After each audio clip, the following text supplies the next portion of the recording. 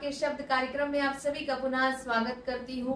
जैसे कि आप सभी जानते हैं कि हमारा यह कार्यक्रम सृजन लोक प्रकाशन की प्रस्तुति है और ये केवल और केवल हिंदी और साहित्य के प्रचार प्रसार के लिए है। आप सभी से विशेष आग्रह है कि हमारे इस अभियान से जुड़े और साथियों को जोड़े। आज आपके लिए मैं प्रस्तुत करूंगी राजमणि मिश्र जी की कविता संग्रह खाली हाथ लौट आता हूँ पाटलिपुत्र। कवि राजमणि मिश्र जी का जन्म 5 मई 1961 ग्राम चेताबहोरी, जिला रोहतास, बिहार में हुआ। आज आपके लिए उनकी सत प्रकाशित काव्य संग्रह खाली हाथ लौट आता हूँ पाटलिपुत्र से अपनी पसंद की कुछ कविताएं प्रस्तुत करूंगी। आप सभी को बता दूं, अब तक आपकी प्रकाशित काव्य संग्रह और निबंध संग्रह है। काव्य संग्रह ताना है मैंने इंद्रधनुष तथा निबंध संग्रह रात नींद एवं सपने एवं चांद खोल पर थाप प्रकाशित हो चुका है।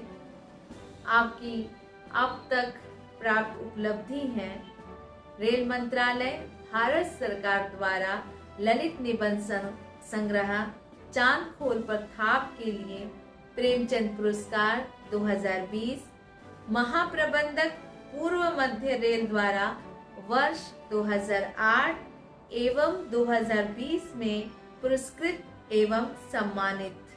आइए आज सुनते हैं राजमणि मिश्र जी की कविताएं। काव्य संग्रह खाली हाथ लौट आता हूँ पाटलिपुत्र से।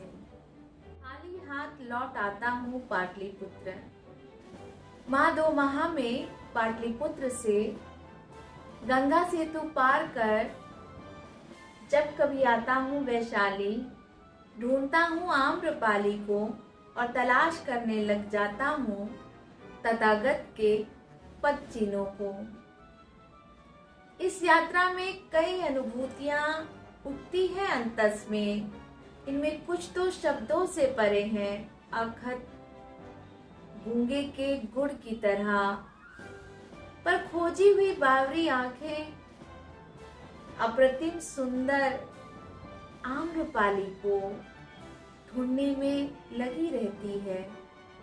यह जानते हुए भी कि अपनी केश राशि राजसी आभूषण परिधान का परित्याग कर सौंदर्य साम्राज्यी बनी थी बौद्ध भिक्षुणी। ध्यान आता है तथागत के उपदेशों का, क्या कहे होंगे बुद्ध आम्रपाली से, जिससे भान हुआ होगा अद्भुत अपूर्व सौंदर्य साम्राज्यी को। सुनने का करता हूँ प्रयत्न, नहीं सुन पाता उपदेशों की ध्वनियां, कहीं नहीं महसूसता वह अप्रतिम सुंदरता। हिंसक उठापटक विचारों सिद्धांतों के आरोप प्रत्यारोप के दौर में न जाने कहाँ गुम हो गए अप्रतिम सौंदर्य तथागत के पद चिन्ह और उपदेश। खाली हाथ लौट आता हूँ पाटलिपुत्र, खाली हाथ लौट आता हूँ पाटलिपुत्र। कविता तुम्हारी आहट। तुम्हारी आहट जैसे ग्रीष्म के बाद बारिश की फुहार, तुम्हारी स्मित मुस्कान जैसे झरने लगे हर सिंगार। कविता ज्वलन प्रश्न। क्या हम मर जाएंगे एक दिन?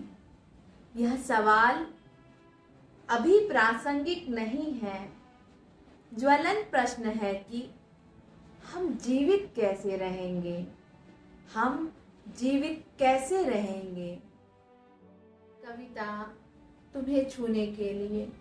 तुम्हें छूने के लिए फूलों की महक आकुल व्याकुल फिरती, ओस की बूंद की तरह तुम्हारी निर्लिप्तता हमें हेरती टेरती।